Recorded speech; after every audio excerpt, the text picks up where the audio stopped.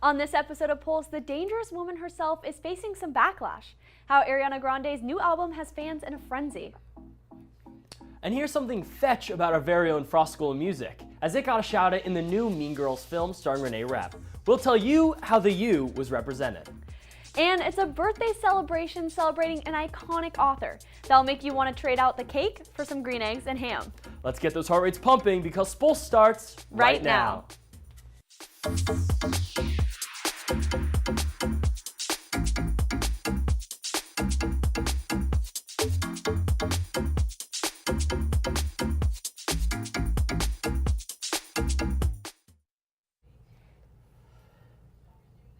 Hello and welcome to Pulse, the University of Miami's live entertainment and lifestyle show. I'm Ben Freeman, filling in for Zach today.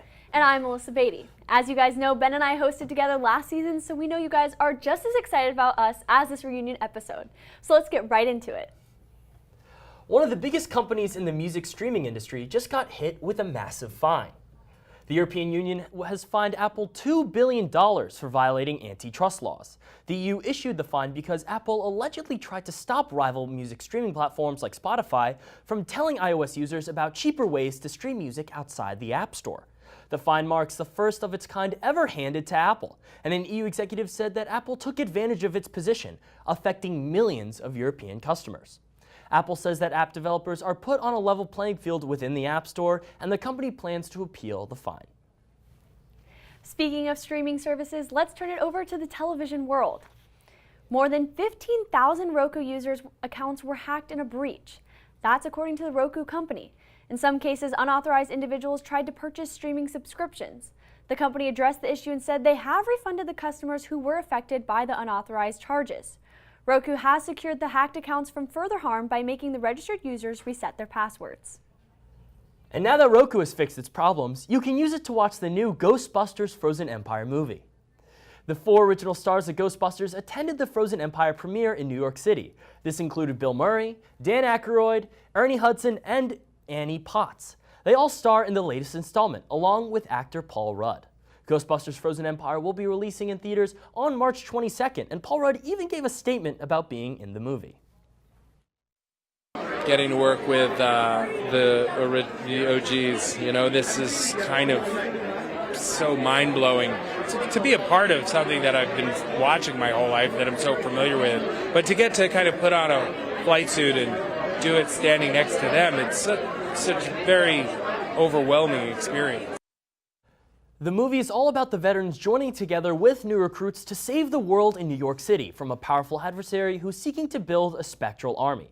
Make sure to get a popcorn because this movie is looking to be great. I mean, I don't know. I just love the original Ghostbusters movies, and this one seems even better. I don't know. Yeah, I'm definitely going to be excited to watch this one. And while you're at the movie theater with your popcorn, you should grab a soda because it seems like the Kardashian and Jenner business empire keeps getting bigger and bigger, and it's not stopping anytime soon.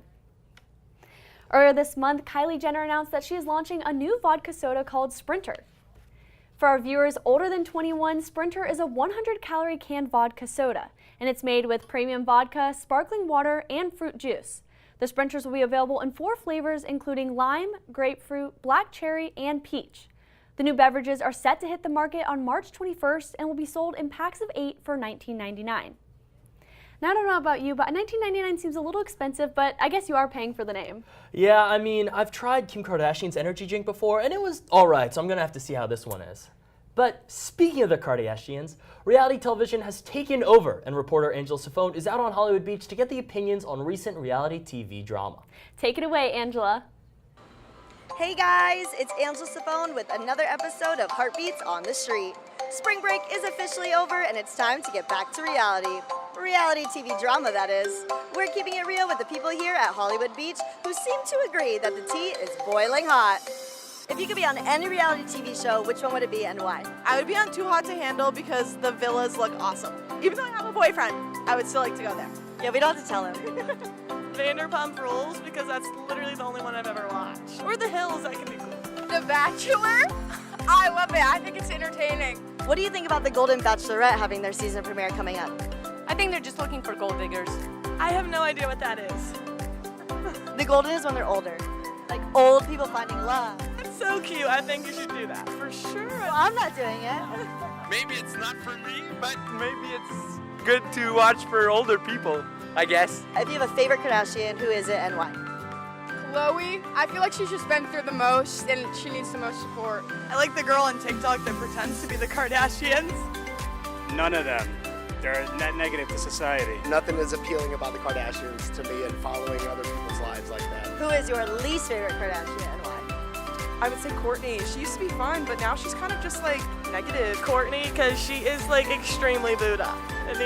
She needs to calm down. One of the contestants on Love is Blind is suing the show for their walking red flag of the fiance. How do you feel about that?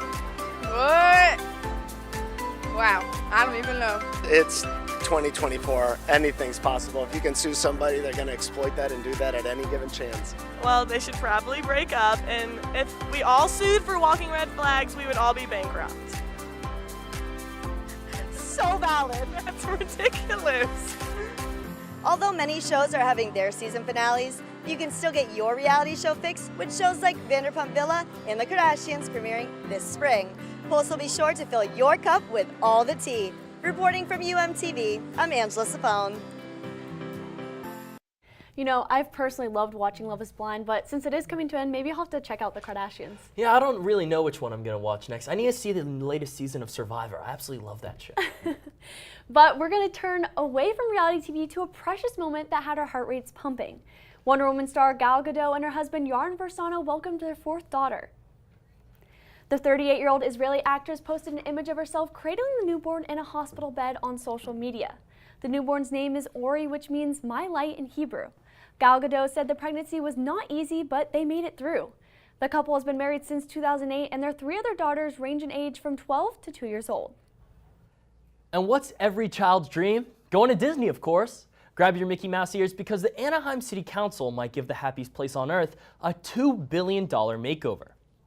Disney is asking local officials in Anaheim, California to approve a $2 billion 10-year plan to expand the Disneyland theme park. The proposed upgrades would include new immersive attractions, street improvements, and affordable housing infrastructure throughout the city. It would also mark the first major change to the Anaheim park since the 1990s. If the project is approved by the city of Anaheim, Disney would be required to invest at least $2 billion into the park over the next decade. Disney's senior vice president says that the proposal's vision is to tell new stories like Frozen, Wakanda Forever, and Coco. For now, all Disney lovers will have to wait and see if their favorite park will be getting bigger and brighter. And Disney is all fun and games, but the same can't be said about the life of Ariana Grande. Her new boyfriend may have said "thank you next" to his ex-wife, but was her reaction a little over the top? Our drama deep dive team will break it down after the break.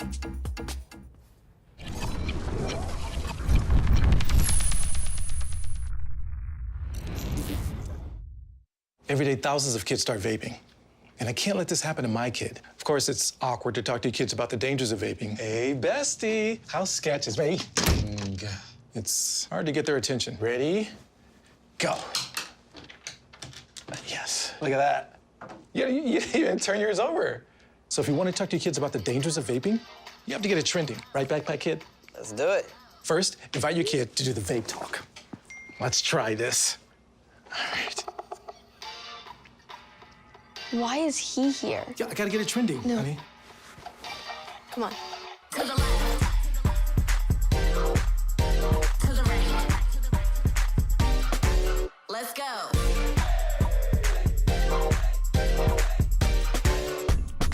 Oh, honey, can we talk? Yeah, what's up? I see a lot of your friends vaping. Visit talkaboutvaping.org for tips on when and how to have the vape talk. Women are bad with money. That's what the world's been saying for centuries. But now, we've got something to say. Save it. It's time to save ourselves by saving our money. Until we're no longer 80% more likely than men to live in poverty in retirement. Save it. The falsehoods, the feelings of fault. Then, the funds. Learn how to save for your retirement at wesaysaveit.org.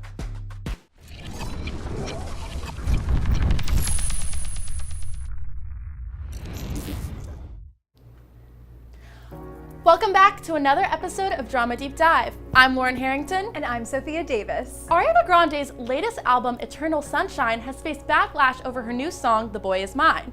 The album may be top on the charts, but this song has stirred quite the controversy among fans. Ariana Grande's release has been labeled a slap in the face towards Ethan Slater's ex-wife, Lily J.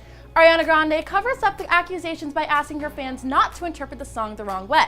However, fans quickly saw through her attempt to deflect and connected the dots between her song and her current relationship. One fan posted on TikTok, quote, "Ariana Grande is the perfect example of, trust me girl, you can have him." That's right, fans flooded with comments saying the only other one who wanted him was his wife, or she's a homewrecker and the song was lame. Our off-the-record reporter will be in the studio later in the show to further break down the musical criticism. But on a lighter note, let's not forget how Ryan Gosling brought peak Kenergy to the Oscars with his performance of I'm Just Ken from the Barbie movie. Talk about a Ken-tastic showstopper. The actor, dressed in a hot pink glittery suit, glasses, and a black cowboy hat, sang his heart out, along with Mark Ronson and a group of black men in dress suits and a cowboy hat. He took the house down dancing around huge cartoon Barbie heads with Ken projected on the big screen. The crowd could not contain their excitement when his co-stars Margot Robbie and America Ferrera, along with director Greta Gerwig, joined in to sing to the unstoppable piece. While the performance was a total hit, the song ended up losing to Billie Eilish and Phineas' song What Was I Made For, a song also written for the iconic movie Barbie. Well folks, if you want to enter Barbie Land yourself, our Keeping It Fresh team has the tasty way to do just that. They are headed to Wynwood, or better yet, to a pink world. Take it away. Today we're diving into the very pink world where little girls' dreams meets fine dining. The Barbie Cafe is definitely healing my inner child. Let's go check it out.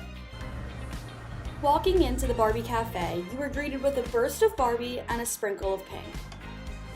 From Barbie merch lining the shelves to pink jukeboxes, there were even Barbie roller skating rinks. A little girl's true dream. But it was not just about the decor. We headed inside, eager to see what the culinary delights of Barbie Cafe had for us.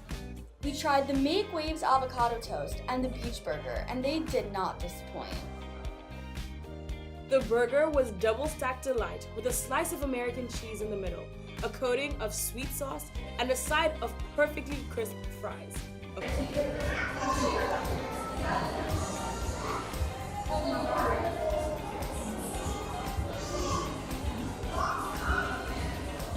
The avocado toast stole my heart with the perfect blend of arugula, feta, and a fried egg. Each meal was served with a Barbie cake pop. I had the blue chocolate one, and it was a sweet treat while it lasted. I guess it is a Barbie world. And we're just living in it. From UMTV, I'm Tatiana Mukarajija. And I'm Addie Block. I mean, per usual, that food just looked absolutely delicious, and it's cool how they bring these movies into the real world like that. I mean, I've personally been to the Barbie Cafe, and I can say it is truly like you're stepping into Barbie's dream house. But speaking of blockbuster movies like Barbie, Anne Hathaway is starring in a new Amazon Prime movie called The Idea of You. The movie is based on the 2017 novel The Idea of You, which features the steamy romance between a single mom in her 40s and a member of the world's hottest boy band. While at a musical festival, Anne Hathaway's character Celine has an unexpected run-in with 24-year-old Hayes, played by Nicholas Galitzine. His character is loosely influenced by Harry Styles. Celine and Hayes develop a passionate relationship, but the weight of stardom and societal pressures cause tension for the couple. The trailer for The Idea of You is out now, and the movie premieres on Amazon Prime on May 2nd. New court documents reveal details about the late actor Matthew Perry's will. Perry died in late October at the age of 54. The famous Friends actor's estate includes more than $1 million in personal property. Items include jewelry, furniture, art, and cars. Perry's will was created back in 2009, and it puts the vast majority of his estate into a trust. In his will, Perry named his mother, father, a half-sister, and a former girlfriend as beneficiaries. A legal hearing on the will is set for April 10th. Celine Dion is speaking out about her struggles. It's about her stiff person syndrome diagnosis that she revealed in 2022. The My Heart Will Go On singer posted a message on Instagram on March 15th, which marked Stiff Person Syndrome Awareness Day. The neurological condition causes spasms and muscle rigidity, which has left Dion unable to tour or give performances. She said that her battle has, quote, been one of the hardest experiences of my life. However, the multi-Grammy Award winner said she hopes to be one day back on stage and get back to living as normal of a life as possible. Dion made a major and, to many, a surprising public appearance in February at the Grammy Awards as a presenter announcing the winner of Album of the Year, which went to Taylor Swift for Midnights. As exciting as this appearance was, viewers were left intrigued when Swift did not acknowledge the fellow pop legend on stage, especially considering Dion herself won the same award back in 1997 for her album Falling Into You. News came out that the famous Cara Delevingne's home was wrecked by a fire in Los Angeles. Cara Delevingne's career has been fulfilled with acting and modeling, as she is most known for her movies like Paper Towns, The Carnival Row, and more. This destruction happened early Friday morning before 4 a.m. local time. The fire department stated in the news release that the firefighters found heavy flames at the back of the two-story house and the attic. It is scary to say, but the roof eventually collapsed. Delevingne did thank firefighters and others who showed up to help on her Instagram story. Unfortunately, a firefighter was taken to the hospital and one person inside the home suffered from minor smoke inhalation. Everyone is all right from the incident, but it took over 94 firefighters more than 2 hours to extinguish the fire. I mean, it's pretty tragic for that to happen to her, but at least everyone was all right at the end. Yeah, I mean, at least all the firefighters were able to put it out, and hopefully that one that was injured is okay. I completely agree. But what was Billie Eilish made for? Being a performer, of course. Our Off the Record reporter is here in studio to update us on her Oscar performance. Angela Safone is ready to rock this show right after the break.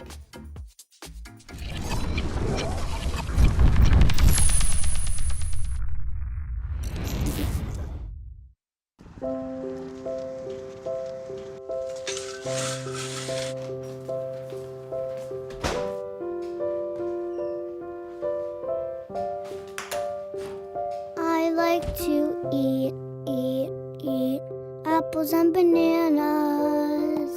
I want to eat apples and bananas. I need to eat apples and bananas. Why can't I eat apples and bananas?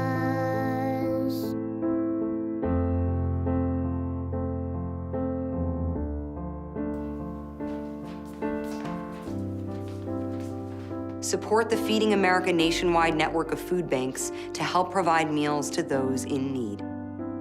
Join us at feedingamerica.org. Gracias. Thank you. What's wrong, mijo?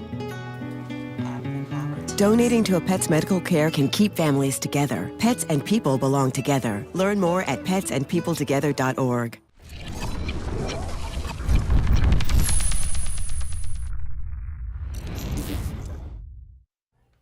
Hello, you beautiful people. I'm Ben Freeze. Psych! Since Ben's on the desk today, it's up to me, Angela Safone, to take you off the record with all the latest music and streaming news.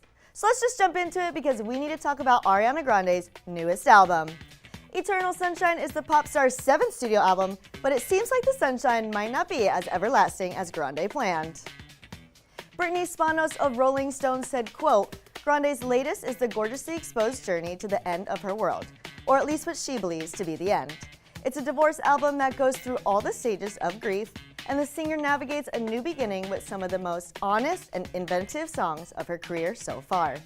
But unlike the movie the album is named after, The Eternal Sunshine of the Spotless Mind, the album lacks the staying power of the Jim Carrey cult classic. In the 2 weeks after the album's release, the lead single, Yes And, is 19th on the Billboard Global 200, and it doesn't get better from there. The same single reached number 31 on the Hot 100, and the album doesn't show up at all on the Billboard 200 chart for albums, despite her label saying there was an uptick in streams. Brutal. It seems for now a lot of listeners are thinking, thank you. Next. Also in music news, the 1960 Academy Awards premiered on March 10th, while Oppenheimer stole the show, winning 7 Oscars out of the 13 nominations. But we have to acknowledge a singing-songwriting duo that made history. Billie Eilish and her brother Phineas O'Connell won their 2nd Oscar for Best Original Song for the Barbie movies What Was I Made For?, which also received a Grammy win back in February. This makes Eilish the youngest person ever to win 2 Oscars at only 22, which makes a great addition to her 9 Grammys and millions of adoring fans. I don't really have any of those, but I do keep my pageant trophies near and dear to my heart. The siblings previously won the Oscar in 2022 for Best Original Song for a song from the movie No Time to Die. Appropriately named No Time to Die. It seems they were made for great writing and songs and even greater movies. It doesn't seem like this dynamic duo is slowing down anytime soon. We gotta go jam to some Billy, but Alyssa, what does our Miami Mashup team have for us? Thanks, Angela. Our reporter Jaden Russell is celebrating the birthday of a writer who certainly left his mark on the world. Grab your red and white striped top hat because we're heading straight to the party. Take it away. Whether it's the grocery checkout line or a day at the docks, the Miami Children's Museum has been sparking imaginations for 40 years. The museum's interactive exhibits and programs promote early childhood development, placing kids ahead of the pack with established social skills and critical thinking prowess. Being one of the largest children's museums in the country, CEO Deborah Spiegelman credits their success to events like Dr. Seuss's annual birthday celebration. One of the cornerstones of the museum is literacy, and Dr. Seuss, better than anyone else, gets kids reading at a young age and inspires them to think creatively about the world around them. This year, the Cat in the Hat author's 120th birthday kick-started Read Across America Week, a week-long juncture stressing the importance of reading among children and young adults. The March 1st event featured celebrity readers like Real Housewife of Miami, Julia Lemagova. It wasn't the usual champagne-to-the-face entertainment we're used to seeing on Bravo, but the audience was still on the edge of their seats. Here's what parent Daniela Franco had to say. My kid that is 2 years old, he really liked it and enjoyed the reading and the interpretation. I did too, Daniela. And you know I had to get that photo op. Turning the page for UMTV, I'm Jaden Russell. I absolutely love Dr. Seuss. I used to read Green Eggs and Ham all the time as a kid, so I love events like this. I know, it was great. I loved the places you'll go. But now for some more UM-related school news. The Frost School music is setting the tone in the new Mean Girls film. The elite music school is approaching its centennial celebration. The film features a band geek drumming on a cafeteria table wearing a Frost School music sweatshirt. The scene occurs early on in the film when Janice and Damien educate on the different stereotypes of the school. To promote this exciting partnership across campus, the Frost School has been hosting events on campus for all students to promote the movie. This includes private event screenings, a special commemorative printing of the very sweatshirt that stars in Mean Girls, and other events hosted on campus so students can get their own sweatshirt for free. I haven't seen the movie yet, but I really want to, especially with the shout out. Yeah, I mean, that's so cool that they got a shout out. I mean, I don't know of any other school that has gotten that. Yeah. But speaking of the big screen, hear the legend. Kung Fu Panda 4 topped Dune Part 2 for the second weekend in a row on the box office. Since its release on March 8th, the animated feature has grossed a domestic total of over $108 million, taking in $30 million this past weekend, only $1 million more than Dune Part 2's weekend total. Worldwide, Kung Fu Panda 4 has earned over $176 million, making it the 6th highest grossing film of 2024 so far. In the film, our favorite fuzzy dragon warrior, Po, and his team face off with the shape-shifting sorceress, attempting to steal Po's staff of wisdom. Po must also train a new warrior as he is chosen to become the Valley of Peace's new spiritual leader. The movie is rated PG for its use of martial arts action, mild violence, scary images, and mildly rude humor.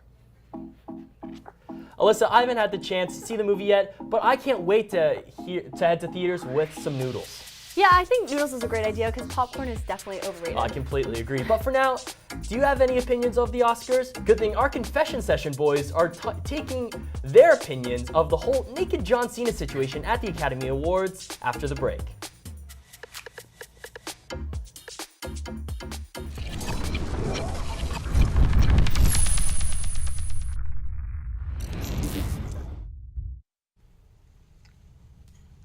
Hey, boss.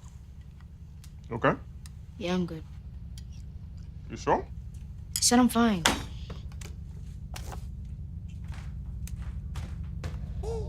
Since I was little, it was only like me and my parents. You think you created family out of characters?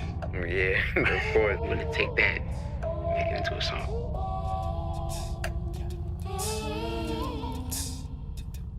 Put me to bed, see you in the morning. With the frosted Superman, but it wasn't on it. And we lost it. In my head, in my head, in my head. Where you at on the way out? In my head, in my head, in my head. Hey, son. Hey, Pop. You can talk to me. It's been really, really hard for me. If you're an ally of this community, speak out. There are more of us together than apart, and so they need you to stand with them.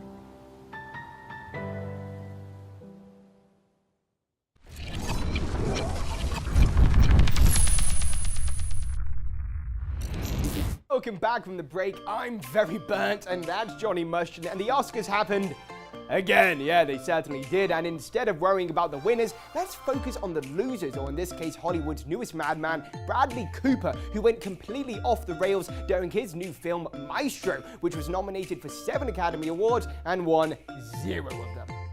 Well, Harvey, Cooper's bad luck did start with that press run. During promotional interviews, Cooper revealed that he banned shares on set, spoke about his father walking around naked when he was a child, and cried in front of Leonard Bernstein's children, saying that he missed their father so much when he never even met him.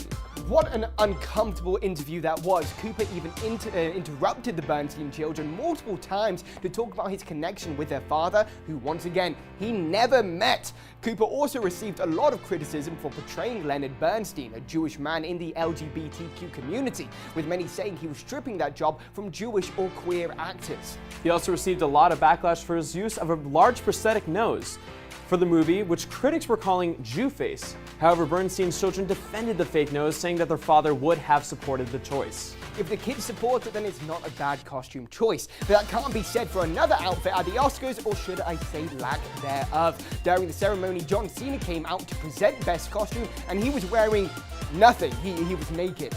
Some say it was a ritual to join the Illuminati, but it could also be because his new movie, Ricky Stenicki, just dropped on Amazon Prime a few weeks ago, and he wanted to promote it. And Harvey, during the press tour, Cena even started a free OnlyFans account to promote the movie. So getting naked on stage doesn't shock me. We all been there, huh? Especially when his entire career was getting half naked, oiled up, and wrestling other half naked men. Oh, and his OnlyFans account is so much better than Ricky Stenicki. Truly just a terrible film. Well, Harvey, that's all the time we have for now, and now I know my plans later. John Cena OnlyFans, here I come! Have fun with that, Johnny, and now we are going to send it off to Amanda and Gracie, who visited a local fashion designer who's making her mark in the fashion industry with sustainable clothing. Take it away, guys. The one of a kind, right? Super dope, collectible, one of a kind, sustainable. In an era dominated by fast fashion, where trends change as quickly as the seasons, Simi D is defying the fashion industry norms with her sustainable luxury brand, Okimi. Okimi is a upcycle brand that regenerates from rescue through piecing and shaping, couture, one of a kinds. Starting the brand at 53 years old, she proves passion has no age. I guess about 7 years ago now, I went to this conference show. I thought that it was going to be super sustainable, and I ended up leaving there like horrified, seeing all of the toxic mess of fabrications and understanding that it's not really sustainable. After that conference, I just cracked open.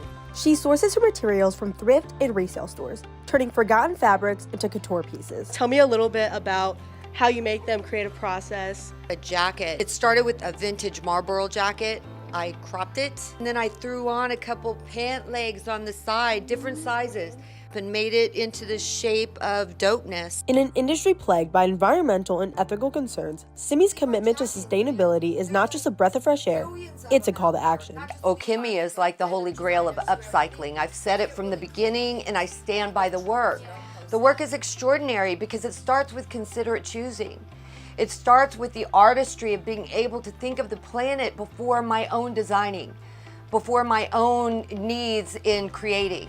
And when you do that, then magic ignites and endless creative just kind of comes out. First joining her, I had no idea of the scope of the problem for the environment. Another one of those people just walking around not aware of how they could make a difference. And when I saw what she was doing to reduce the waste chain and to create a new industry, a new education, a new way of doing things, I just was very drawn in.